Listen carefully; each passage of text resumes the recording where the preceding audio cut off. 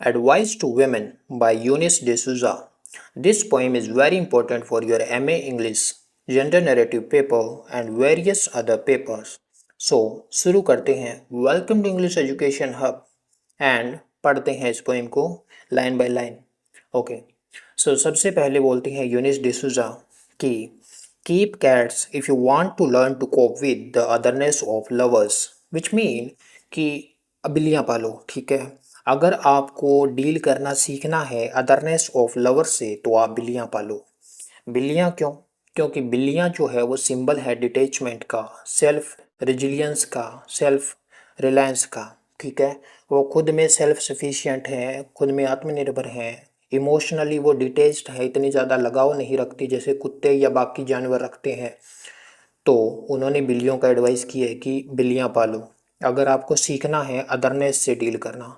अब ये otherness of lovers क्या है? अदरनेस का मतलब है बेरुखापन या इग्नोर करना. ठीक है, तो वो चाहे किसी भी कारण से हो, उससे अगर आपको डील करना सीखना है तो आपको बिल्लियाँ पालनी चाहिए. आगे वाली लाइन में वो बोलती हैं otherness is not always neglect, cat return to their little trace when they need to. कि अदरनेस जो है वो हमेशा नेग्लेक्ट नहीं होती. ठीक है, वो हमेशा नकारना नहीं होता, नेग्लेक्ट करना नहीं होता. अदरनेस तो वैसे भी हो सकती है कि बिल्लियाँ जो है वो लिटर ट्रे में लौटती हैं जब उन्हें ज़रूरत हो. इसका मतलब है कि जो लिटर ट्रेस है वो सिंबल है होमलीनेस का, घर की जो भावना है उसका जो सिंबल है यहाँ पे लिटिल ट्रेस. तो बोलती है अदरनेस का मतलब हमेशा नेग्लेक्ट करना नहीं होता. अदरनेस का मतलब ये नहीं होता कि आप किसी चीज़ को नकार दो. कैट भी जो है लिटिल ट्रेस को नेग्लेक्ट करती है, लेकिन जब उन्हें ज़रूरत हो तो वो लिटिल ट्रे के पास वापस आती हैं. ठीक है, तो वो दिखा रही हैं कि अदरनेस से आपको डील कैसे करना है. अदरनेस जो है नेग्लेक्ट नहीं है, बल्कि वो ज़रूरत पड़ने पे आप उसके पास जाते हो. आगे देखो, don't cuss out of the window at their enemies. अब वो बोलती हैं कि विंडो के बाहर आप ना उनके जो एनिमीज हैं उनको बुरा भला मत कहो. क्यों? क्योंकि उनको अपने मित्र, अपने जो दुश्मन, अपने एनिमीज या फ्रेंड जो भी हैं उनको उनके साथ खुद डील करने दो. ठीक है, उनको इंडिपेंडेंसी रखने दो, उनको अपने से जो चीज़ें हैं, फैसले हैं वो लेने दो. आप उन पे इतना ज़्यादा ध्यान मत दो. आगे बोलते हैं That stare or perpetual surprise in those great green eyes will teach you to die alone. अब वो बोलती हैं कि जो स्टेयर है ना, बिल्लियों की जो स्टेयर है, लगातार परपेचुअल सरप्राइज, लगातार आश्चर्य में जो बड़ी बड़ी हरी आंखों के साथ आपको घूरना है बिल्लियों का, वो आपको सिखाएगा कि आपको क्या करना है. अकेले ही मरना है. ठीक है, तो जो स्टेयर है, घूरना है बिल्लियों का परपेचुअल सरप्राइज में, एक निरंतर आश्चर्य में, अपनी अपनी हरी और बड़ी बड़ी आंखों से वो आपको अकेले मरना सिखाएगा.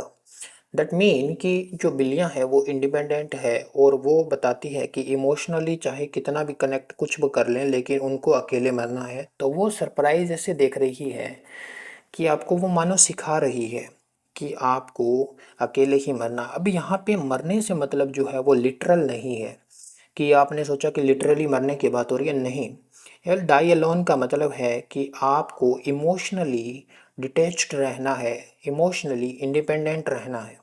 इंडिपेंडेंस से मतलब है कि आपको इमोशनली किसी पे डिपेंडेंसी नहीं शो करनी, किसी को डिपेंड नहीं होना. जब आप इमोशनली इंडिपेंडेंट रहते हो तो आप सेल्फ सफिशिएंट रहते हो, अपने आप में आप पूर्ण रहते हो.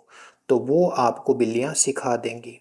सो बस यही पोइम थी जो कि बहुत छोटी सी पोइम है. एंड एडवाइस टू वुमेन, समझ में आ गया होगा कि क्या एडवाइस वो देना चाह रही है. यहाँ पे मेजर थीम की बात करें इसकी तो मेजर थीम है इमोशनल इंडिपेंडेंस को शो किया गया है, द अदरनेस ऑफ लवर्स पे बात की गई है, और एलियनेशन और आइसोलेशन की इसमें बात की गई है. ठीक है, सिंबोलिज्म कैट ही क्यों है? क्योंकि कैट शो करती है डिटैचमेंट को, सेल्फ सफिशिएंसी को, एंड लिटर ट्रे किसको रिप्रेजेंट कर रहा है? होमलीनेस को. आगे देखो, टोन एंड स्टाइल जो है वो अनसेंटिमेंटल है, सैनिकल है, एंड ब्रेविटी एंड प्रेसिजन है. बिल्कुल छोटी सी पोइम में अच्छे से बात को बता दिया गया है, आयरनी इसमें यूज़ की गई है. ओके, तो आज की वीडियो के लिए बस इतना ही। आपके पास कोई सजेशन है तो आप कमेंट में बता सकते हो, एंड इस वीडियो की, इस पोइम के जो नोट्स हैं वो आपको डिस्क्रिप्शन बॉक्स में मिल जाएंगे। And thanks for watching.